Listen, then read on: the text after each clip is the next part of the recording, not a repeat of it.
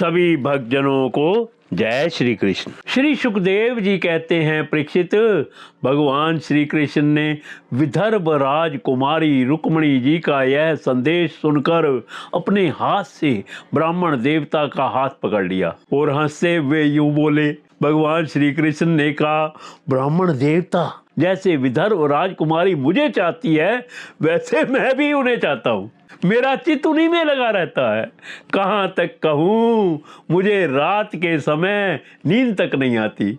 मैं जानता हूँ कि रुक्मी ने द्वेषवश मेरा विवाह रोक दिया है, परंतु ब्राह्मण देवता आप देखिएगा, जैसे लकड़ियों को मथ कर एक दूसरे से रगड़ कर मनुष्य उनमें से आग निकाल लेता है, वैसे ही युद्ध में उन नामधारी क्षत्रिय कुल कलंकों को तहस नहस करके अपने से प्रेम करने वाली परम सुंदरी राजकुमारी को मैं निकाल लाऊंगा। श्री सुखदेव जी कहते हैं, परीक्षित, मधुसूदन श्री कृष्ण ने यह जानकर कि रुक्मिणी के विवाह की लगन परसों रात्रि में ही है, सारथी को आज्ञा दी कि दारुक तनिक भी विलंब ना करके रथ जोत लाओ। दारुक भगवान के रथ में शैव्य, सुग्रीव, मेघपुष्प और बलहाक नामक 4 घोड़े जोत कर उसे ले आया और हाथ जोड़कर भगवान के सामने खड़ा हो गया। शूर नंदन श्री कृष्ण ब्राह्मण देवता को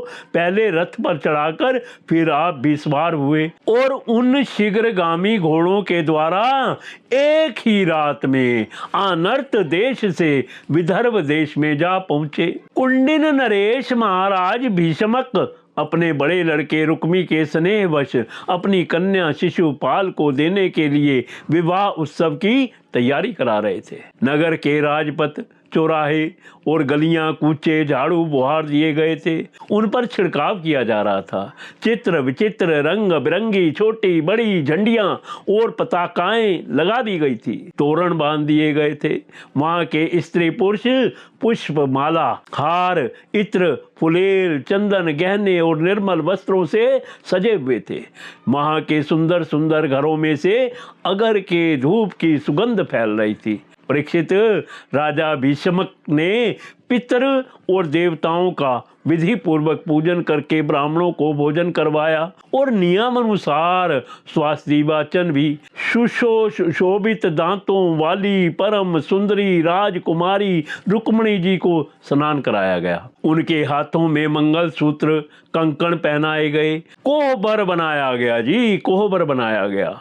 2 नए नए वस्त्र उन्हें पहनाए गए और वे उत्तम उत्तम आभूषणों से विभूषित की गई श्रेष्ठ ब्राह्मणों ने साम, श्रुक और यजुर्वेद के मंत्रों से उनकी रक्षा की और अथर्ववेद के विद्वान पुरोहित ने ग्रह शांति के लिए हवन किया। राजा भीष्मक कुल परंपरा और शास्त्रीय विधियों के बड़े जानकार थे।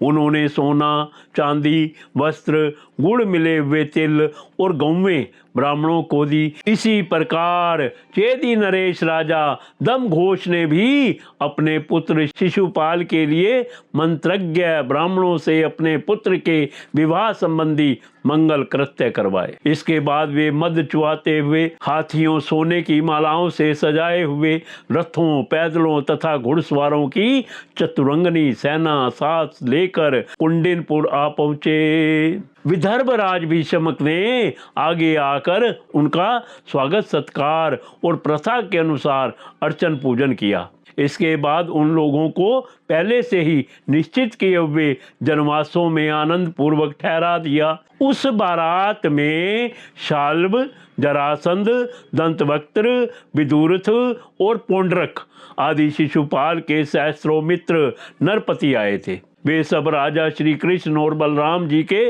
विरोधी थे और राजकुमारी रुक्मिणी शिशुपाल को ही मिले, इस विचार से आए थे। उन्होंने अपने अपने मन में पहले से ही यह निश्चय कर रखा था कि यदि श्री कृष्ण, बलराम आदि यदुवंशियों के साथ आकर कन्या को हरने की चेष्टा करेगा तो हम सब मिलकर उससे लड़ेंगे।